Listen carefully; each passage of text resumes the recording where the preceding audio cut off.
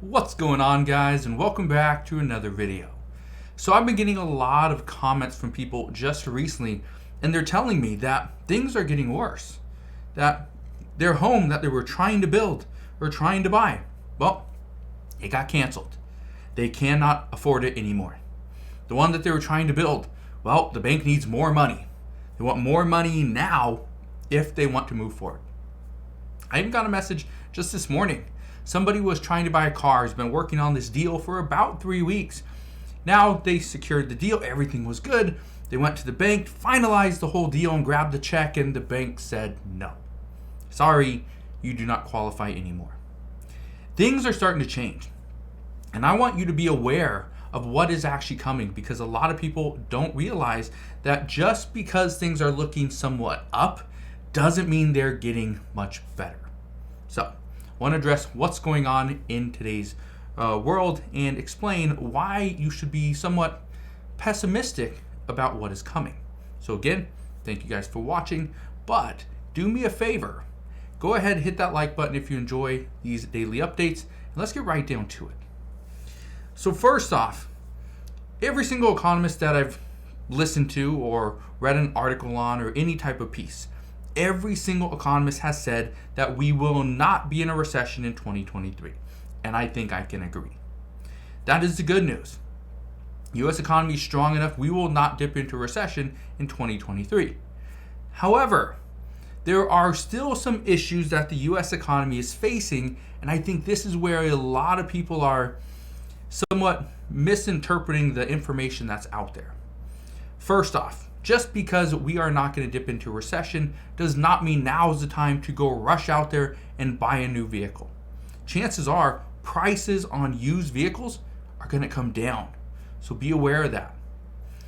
As far as home prices, there is a good chance home prices fall within the next couple of quarters. Probably by the second quarter of 2024, home prices are going to start to fall. And this is likely due to the interest rate dropping as well. But in the meantime, chances are prices are still going to be fairly consistent, fairly stable, and you are likely going to overpay. So I'm not here to try to give you financial advice or anything, but just see what the warning signs are in this current economy. Now, I got a message from somebody the other day, actually earlier on this week, and they said that they were trying to buy new furniture.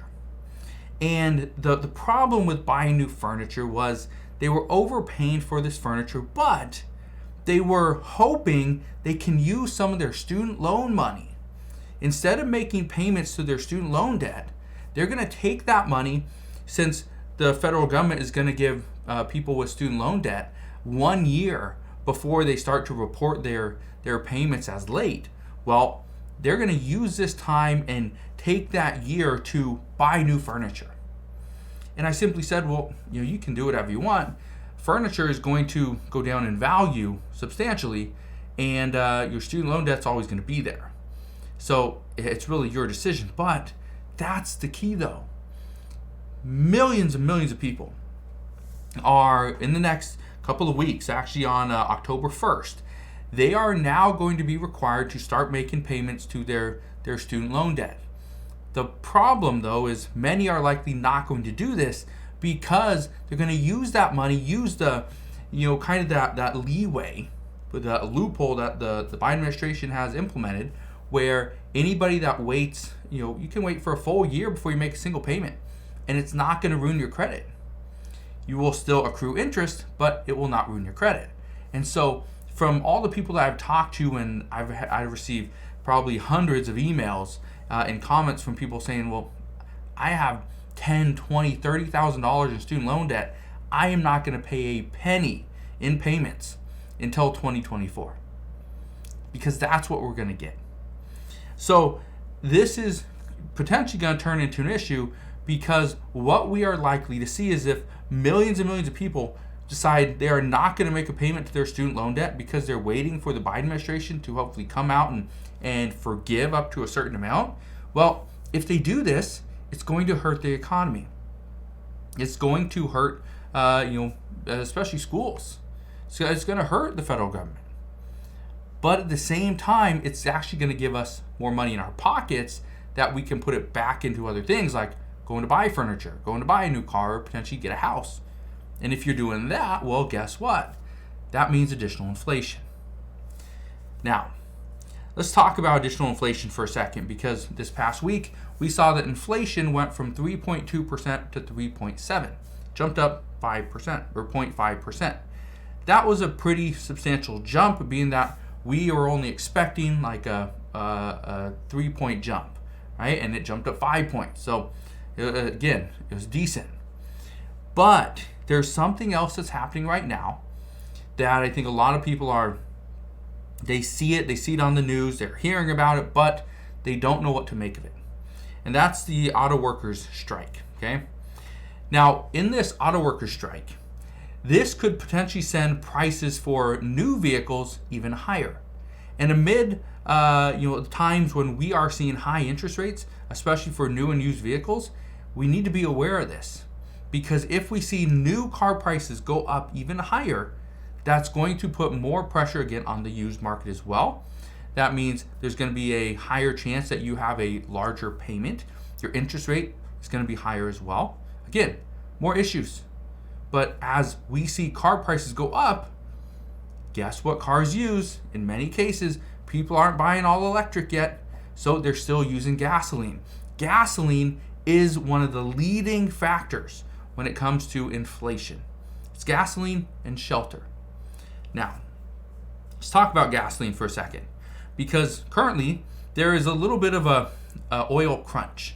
Now, we don't have a massive shortage in oil. Okay, what we have a oil supply shortage.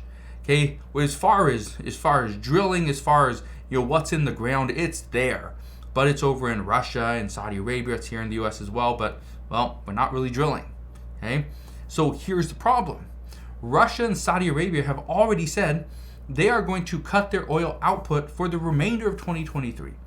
This is why we have seen gas prices start to go up over the past few weeks. And the expectation is gas prices are going to continue to go up, and especially in the middle of a presidential election in 2024, there is most likely nothing the Biden administration can do, simply because our oil reserves are at the lowest they have been in, I believe, about 40 years. So that's a little bit of a problem, but it's a problem that the Biden administration is going to have to handle. Speaking of the Biden administration, there's something else that's going on, and that is a potential government shutdown. The reason why I say speaking of the Biden administration, because President Biden would be the one that is pretty much blamed for it. Whether it's Republicans or it's the Democratic Party, President Biden, he's the leader. He's the leader of this country. So he's the one that will be blamed if there is a shutdown.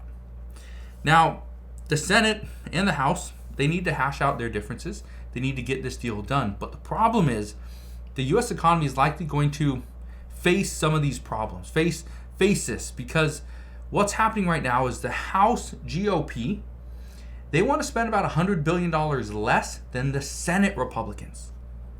That is an issue, because the same party in different houses want to spend a different amount of money. The House, $100 billion less than the Senate. That's going to be a problem.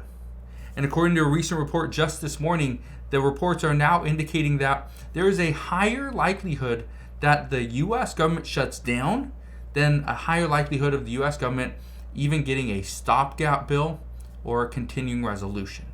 So, I just want you to understand that this potential government shutdown could impact millions of people, and it will take its toll on the U.S. economy in the next we got the next couple of weeks.